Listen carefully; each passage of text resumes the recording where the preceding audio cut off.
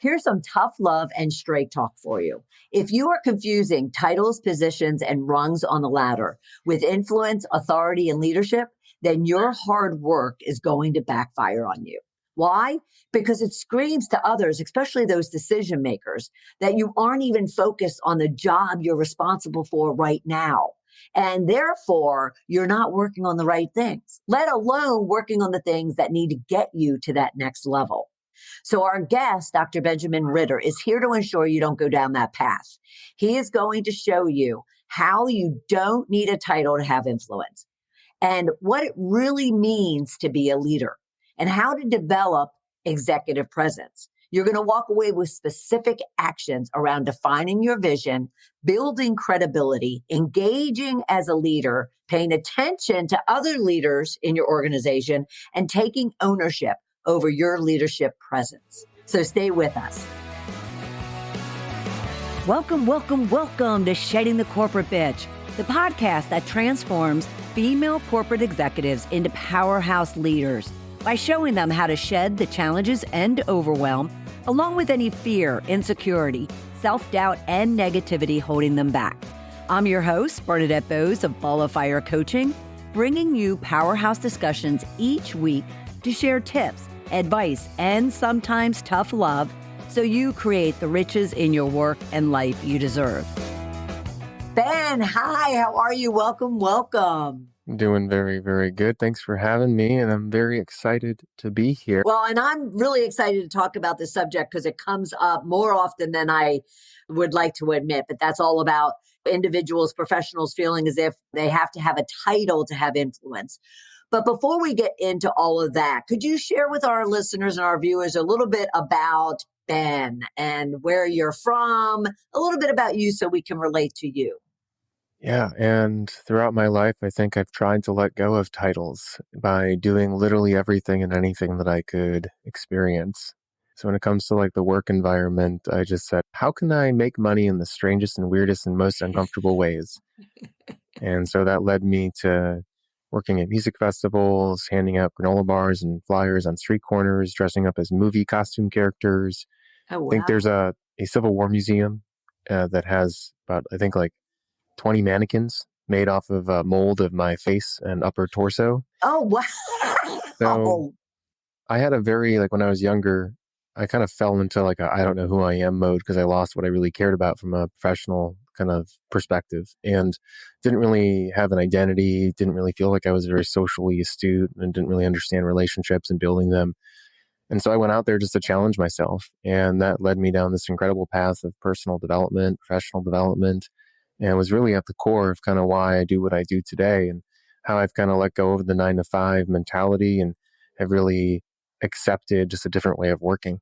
Right. Well, and I think a lot of people don't want to still kind of pull forward the whole post-pandemic thing. But I think a lot of people are, whether it's a young man like yourself or someone very seasoned like myself, we're reevaluating everything because we're recognizing that, there's more to life than just work, but more so to the subject that we have today. There's a lot more than titles and positions. So help us first understand kind of what do you mean by helping others understand what leadership really is or what a leader really is? What do you mean by that?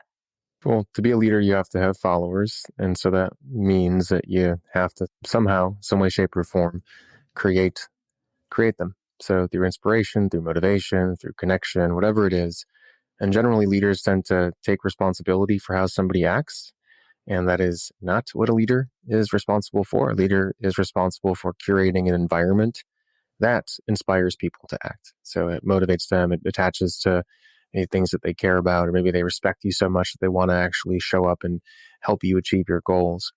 But generally, a leader is just responsible for the environment and hopefully aligning that environment to the skills, to the interests, to the passions, to the connections that someone needs to really be successful at their job. Individually, as well as the team, as well as the business? Well, leaders responsible for promoting and advocating and believing and communicating the vision and the goals of the business overall. So that leads to the goals of the team, and that leads to then aligning them to the goals of the individual. So Huge. depending on if people have different goals, then that leader is then responsible for finding a way to align them, to tie them together and help everyone see that they're working with each other, for each other, and for the business. Awesome. I love that. But you said a leader has to have followers, and taking the social media element out of what people might immediately go to, like I did, around followers and likes and all that kind of good stuff. There's a population out there as well that believes that they can get followers in a more toxic, bullying, commanding type of way or demanding type of way. And what do you say to those individuals who are considering themselves or others as leaders, but that's how they're operating? I mean, you're technically, if people are following you, a leader. So there are toxic cultures and environments. There are places that expect toxicity and have a very authoritative kind of dictator style of leadership that does not take into account people, but that has some consequences. So some individuals are really attracted to that for the benefits that it might provide or the benefits that the position itself might provide. But you lead basically to a lack of loyalty, a high level of competitiveness. It doesn't automatically create high levels of productivity unless maybe you're kind of in more of like an autonomous environment. So there's no right or wrong way of leadership. It's just what is more likely to lead to more productive outcomes for you. Generally, companies care about retention. And yes, like there is a material aspect of keeping employees, but generally that's not enough to ensure that someone really does stay. That's why you Right. see companies that tend to have a very toxic environment, unless that person is continuously moving up in the company. I mean, they're just the turnover is, a year and a half, maybe last 6 months. But there are cultures that I know because I've worked with clients in them to help them transition out that thrive off of that type of environment. So when you're looking for a position or even looking around, you go, is this part of the culture? Is this just my leader? Or is this a perspective that I have on the environment that maybe I need to get out of?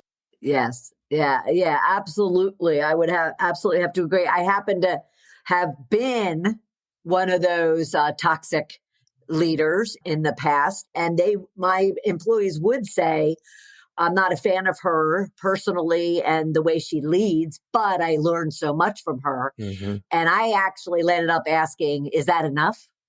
Is that enough that you are learning stuff, but dot, dot, dot. So I can definitely, actually, it gives me a little bit of goosebumps, understand that negative impact you mentioned. I kind of feel so this might come back and get me later on, but I grew up working knowing that my job was important and I had to show up and do good work and I had to be a little more tough and resilient when it came to dealing with the different types of personalities that I faced. I think there is a strong benefit to being able to withstand maybe a toxic environment Mhm. and still be resilient and succeed and do good work and show yourself that someone can be a bad person to work around, but that doesn't mean that you have to make your job a bad job to have for True, yourself and for what you're trying to achieve in your career. Being able to true. deal with toxic people is an important aspect. And I think sometimes we run instead of mediate or try to solve, and that can prevent us from being as successful as we can be. I love that. So it's almost, would you say that your philosophy is that you don't have to take it on? You don't have to take on their toxicity, their ugliness, but you can gain a lot from it. And if that's the case, then what do you recommend to individuals to be their barometer as far as when it's gone too far and it's negatively impacting themselves? Yeah. Oftentimes, a negative manager or leader or toxic individual working with, you end up creating a story about them. You had one or two negative experiences. And so now you have this belief that they're an evil individual and they're terrible. So every time you see them, your body reacts to that belief. It goes, oh no, danger, danger, danger, danger. And so you're stressed, you're frustrated, you're anxious, and you start having these like physiological symptoms. So your heart starts beating, you start sweating, you start like getting scared or worried. And that's because of your belief. It's actually not due to that person's actions. And again, might get some flack for this, but I think we're a lot stronger than sometimes we make ourselves out to be. Mhm. And it becomes an issue when you show up and you hold your boundaries and you hold your space, and then that person has some sort of negative consequence for you. Like a lot of times I'll work with a client and we're reframing some of these beliefs around their toxic leaders and their culture. And you go, well, you've been allowing it to change your actions. So let's say you get a bunch of calls or messages at night, just don't pick up the phone. Don't check your email. And instead, we have individuals saying, I have to respond because they're worried about the safety of their position. And so if you're able to show up to a position and have your boundaries and really lead with them, not try it out and then back off, actually Right. lead in the way that you want to work. And then if you get negative consequences, and that consequence generally is you're fired, then you know that you've left a toxic environment. But often people aren't afraid to push it that far, Yeah.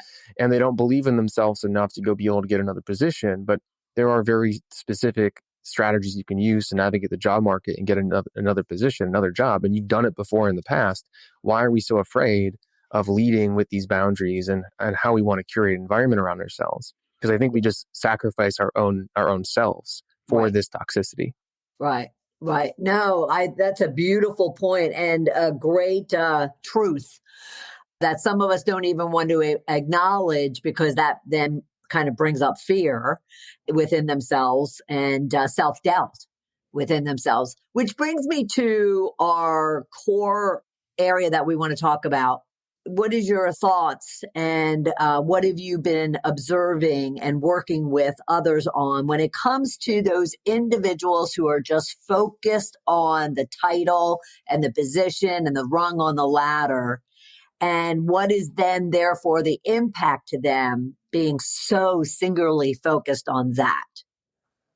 Oh, well, constant striving for more and being uncomfortable and unhappy with your current job. And so you're not proud of what you do. And that leads to feelings of anxiety and feeling stuck. And you're not investing in your current relationships, and you're pushing your manager probably for more, but you're not actually doing the work or the stretch work that you need to do to prove that you can get that promotion.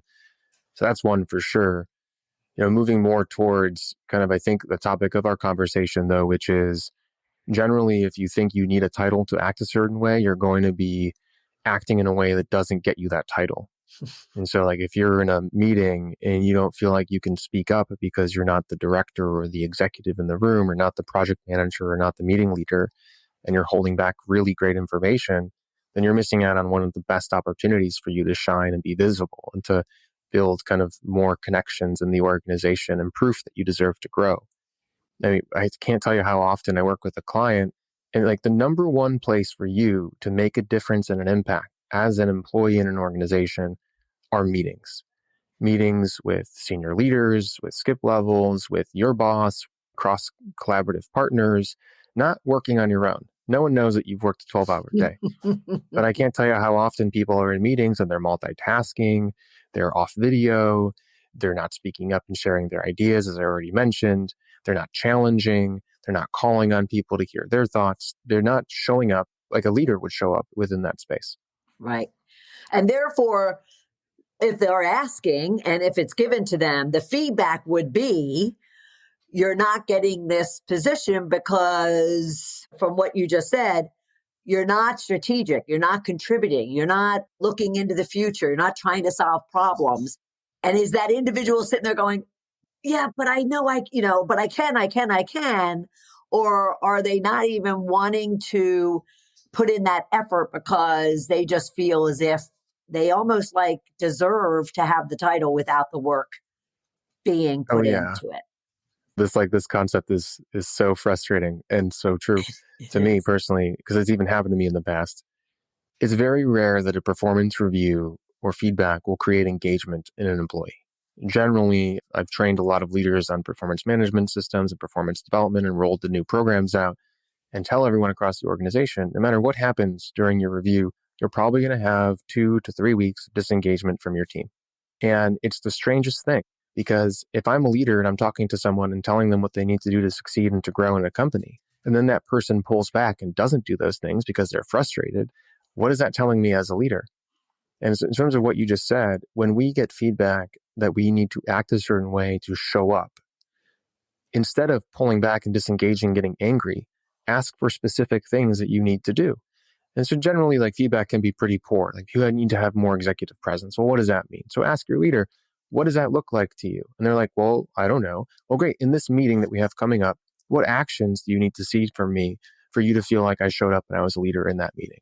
Or in this one-on-one, what do you need to see? Or in this work or in this project, what do you need to see? And Right. get specific about the things that you're doing.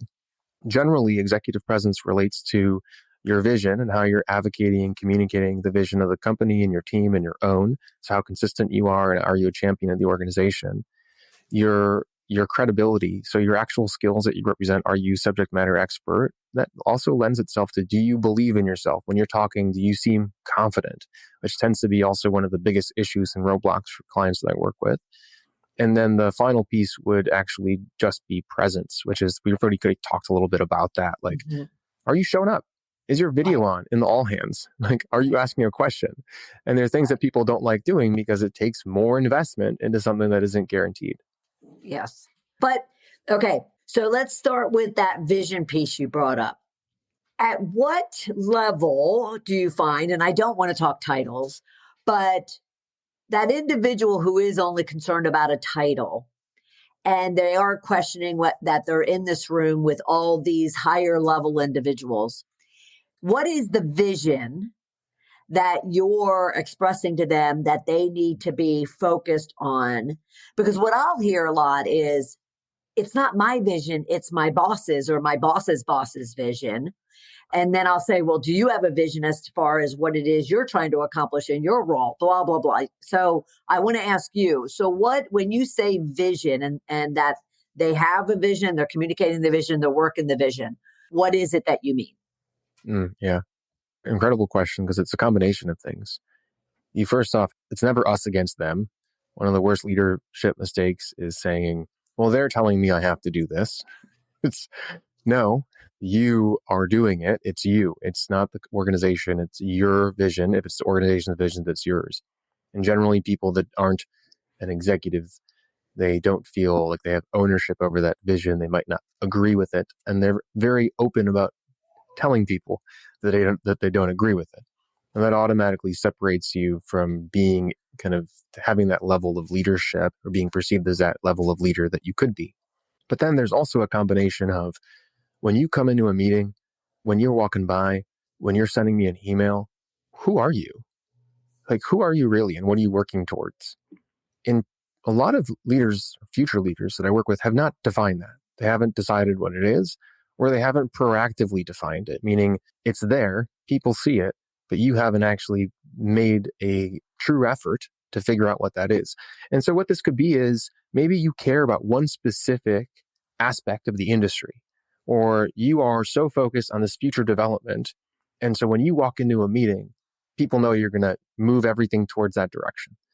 Or maybe it is that you have certain values that are very strong when it comes to making sure everyone stays on point or goal oriented. And so every meeting, when someone brings stuff up, you go, yes, what does this mean for our future XYZ or for this specific thing? And so what do you care about? And how is that integrated in how you're connecting with people and the things you're saying? And does it relate to the goals of the organization overall as well? And if you can figure that out, Right. then you will build trust, you will build connection. People will see that you have a future at the organization. They will think that you care. They'll think that you're energetic and charismatic because you keep bringing this up. There's a lot of benefits to defining that vision. Right. There is. And now, touching on the individual who, without a vision, is still expecting that, they need to have a title to influence others and own the room, have credibility, so forth and so on. How much of it is driven by ego? In terms of, let's dive into this question a little bit more and peel it back. So when you say how much of it is driven by ego, do you mean the pursuit of the title specifically? No, more so the expectation that one deserves to have a title when maybe they haven't put in the work and earned that next position. Where does like the ego or the lack of ego maybe come into play when it comes to them having that attitude? Like, I can't influence, I can't be important, I can't have authority if I don't have a title. Yeah. The pursuit of title can be ego, can be, I deserve this. I'm smarter than these leaders that are in front of me. It can also come, though, from the fact that they don't feel confident without it, or that everyone around them is getting promoted in their company or their friends, and they wonder why they're not. And so it can come from a place of like disappointment in self.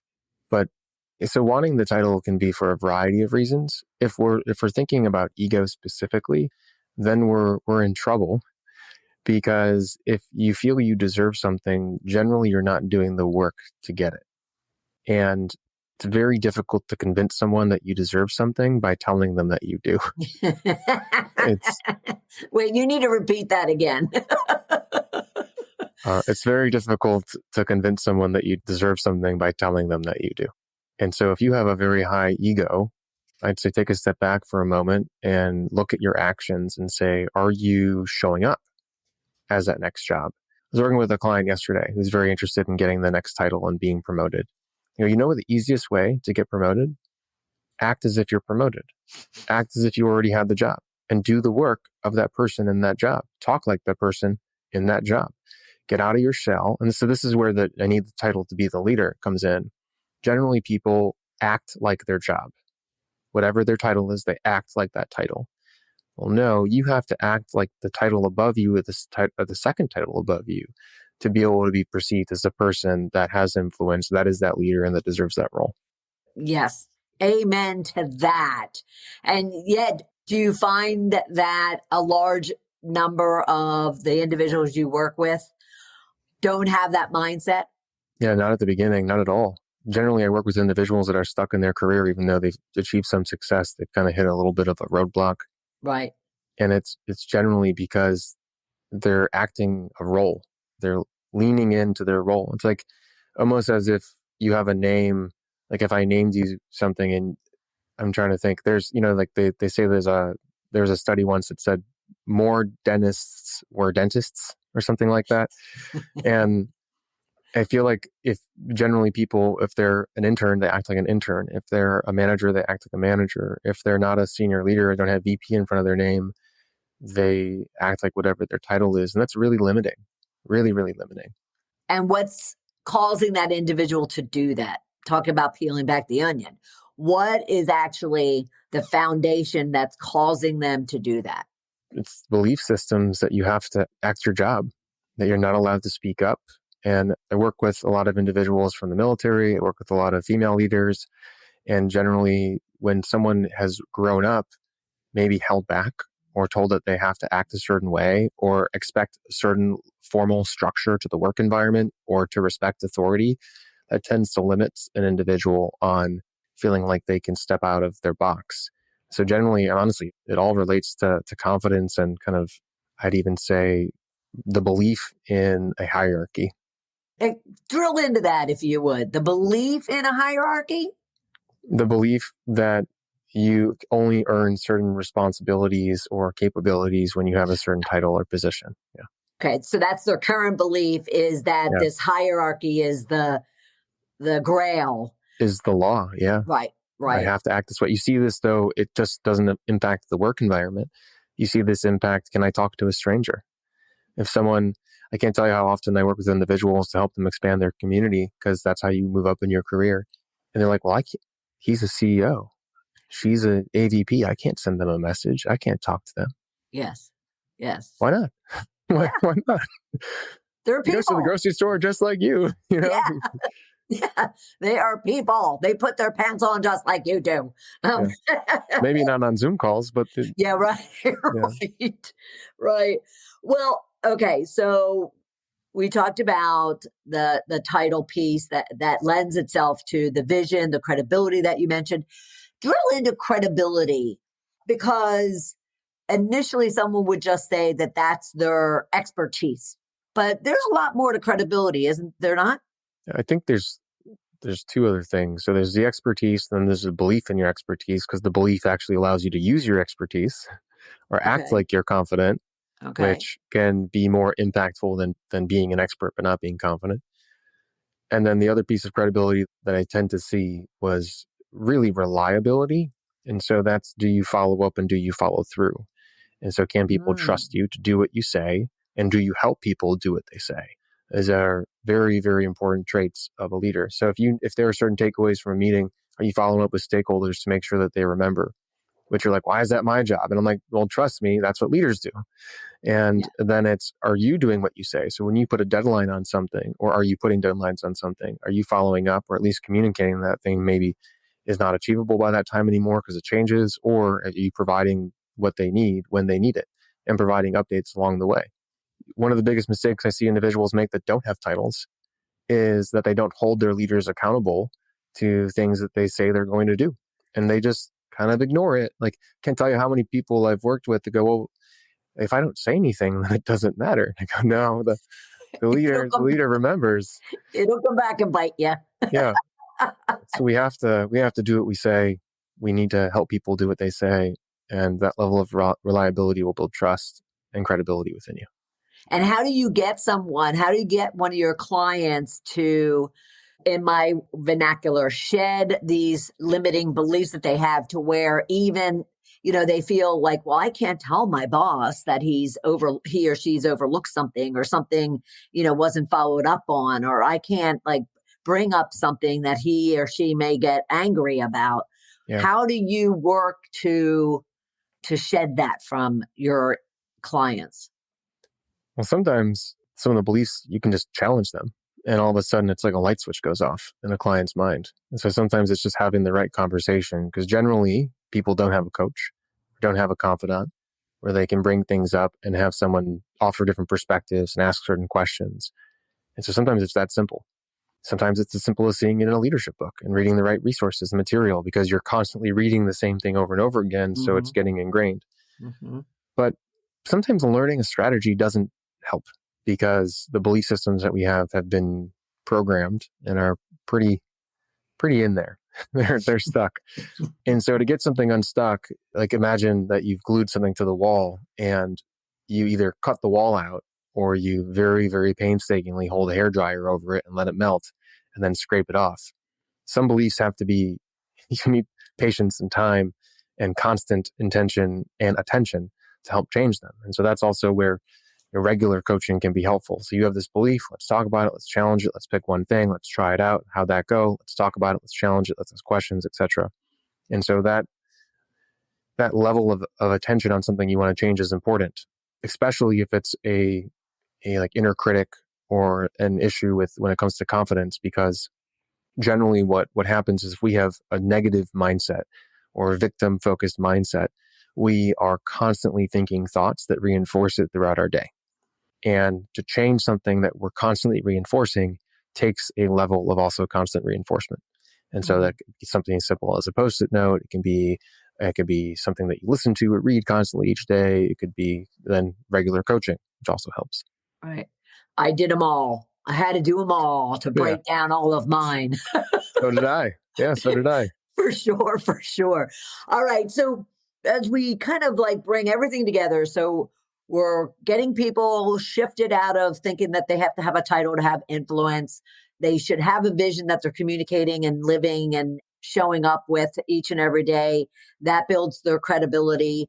Does that all kind of tie into how someone can really get to a place where they own the room, as you say? Yeah, very much so, especially if they focus on that presence piece. So showing up, being on camera, if people are on camera in a meeting, or being in a room, being more vocal. So speaking up and making sure that you are orienting how you engage with people in a way that matters to them. So being present is important, because you just got to be there and got to show up. You got to speak. People have to know that you're there. But engaging with audiences can even be more effective if we think about, what does this person care about? And how do I orient what I'm saying, what I'm sharing, and the work that I'm doing to be more present in that person's mind? And so that means knowing who the audience is too, and then aligning your approach to that. And how would you explain and be straight with others to kind of help them to truly understand and to see what impact them actually doing all of those negative things, like not showing up on the camera, not being reliable? How do you illustrate to them the impact that it has on the and the perception that it has on the people around them, especially decision makers that they're very concerned about. They're all the people that come to me initially saying that I can't move up in my job and I'm not getting selected for director positions when they're senior managers or when they're wanting to be executives and they're still directors. It's actively influencing their professional success. Because the decision makers are viewing them as disengaged, that they don't care, happy and comfortable with the position that they're in, maybe not attached to reality if they keep asking for promotions and raises when they're actually not doing anything different than anybody else, self-important, it's just like there's nothing that makes you stand out from other people around you. And so if you want to grow in your career, you have to do the actions that show that and highlight that. And It's more than just the work. All right. That's awesome. Now, would you, apart from, you do have a free ebook, 5 Secrets to Creating a Fulfilling Career, but touching on this particular subject, what is a tip or two that you would have our listeners and viewers even take action on as soon as they're done listening to this? Yeah, a good rule of thumb, this is really simple change, is any meeting you're in, you have to ask 2 questions and you have to give 2 ideas. So you're at least speaking up 4 times in every meeting. So try that out. That's one thing you can do. Any comments on that before I give one more? No, other than if you really real quick want to share, what if someone considers themselves an introvert and that's overwhelming to them? Then do you have to really take a look and see if you want to move up in your career? Sweet. I don't have anything else to say to that. It doesn't matter if you're an introvert. Yep. You can still turn it on in certain instances. There's a lot of assessments that we give for leaders for selection and development. It's like, yeah, this assessment can say you're a certain way, but if you use that as a crutch, you're never going to get anywhere. You have to do the behaviors that are going to help you be successful. Love it. Okay, second one. Second one is to start talking to your manager about a promotion, but not, can I get promoted? You actually say something along the lines of, I really want to continue growing in my career. I'm really interested in some of the work that you're doing. How can I expand past what I'm doing right now and help you reach some of your other goals? Nice. Now, since you brought up assessments, I'm going to ask you one last question.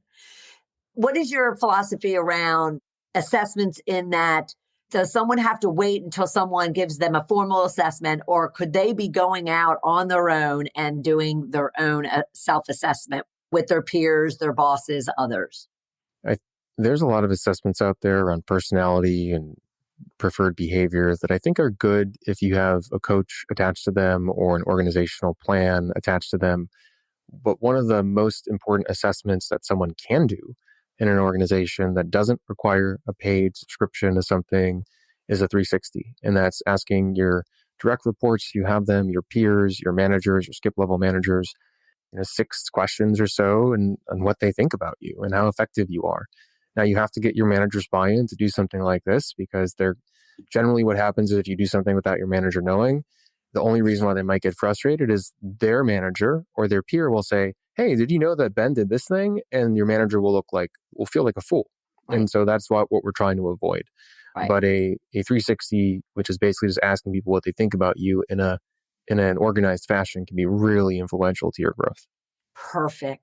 Ben, thank you so much. This has been unbelievable. And I want to mention that everyone, you should look into Ben and everything that he does and what he has to offer at liveforyourselfconsulting.com. And he does have a free ebook that I briefly mentioned already, but 5 Secrets to Creating a Fulfilling Career. And you can go right to his website for that. And then, of course, he's on LinkedIn with a really big community of followers who love what he's doing. So be sure to look up Dr. Benjamin Ritter, Leadership Development. You can actually put Ben Ritter in there, and I found him very quickly. So be sure to connect with him and see how he can support you in you becoming a rock star leader and owning the room. Ben, thank you so much. Thank you so much for having me. It's been fun. It has been. Some corporate pitch. Yeah. Thanks. I hope you took a lot of notes because this conversation with Dr. Benjamin Ritter, or Ben, was a powerhouse of a conversation. He talked about so much when it comes to the fact that you don't need a title, a position, an office. You don't need a rung on the ladder for you to have influence with those around you. Even if you don't have anybody reporting to you, you can have influence and authority and leadership in your career and in your life. So we went down the path of really understanding what is a real leader. And I think some of his talking points around that, whether that's a toxic leader or a powerhouse leader, I think it might have surprised you. Did it? It surprised me. Yet at the same time, it was very validating around really what leadership is.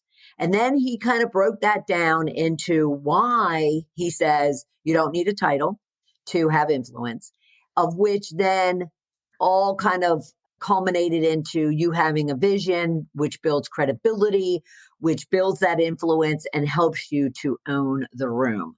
So what did you take away from it? What did you make note to say, okay, he gave me a bunch of tips and to-dos that I could be taking advantage of. And therefore, I'm going to take advantage of 1, 2, 3, and 4.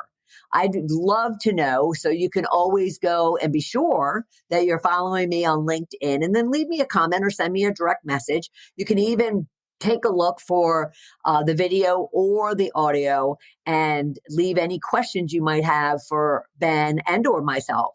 And we would love to understand what you walked away with. And then if you are struggling and you have questions beyond what we talked about today, then be sure to book a call with me and let's talk. Just 15, 20 minutes. You can go to coachmebernadette.com/discovery call and let me help you, kind of get down that path. So you recognize that you could have a great deal of influence and build your credibility and go beyond that. So you are a powerhouse leader by simply being the best you at work and in life as possible. All right. So I am honored that you were here with us this week, and I'll look forward to having you for another episode of Shedding the Corporate Bitch. Bye.